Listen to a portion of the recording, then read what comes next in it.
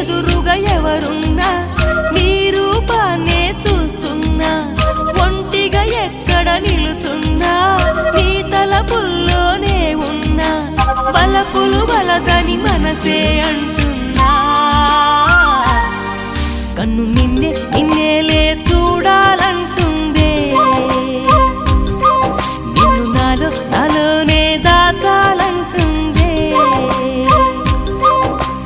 ఎక్కడ పడితే అక్కడే నువ్వు కనబడుతూ ఉంటే రెక్కలు విప్పిన చప్పుడై మది తడబడుతూ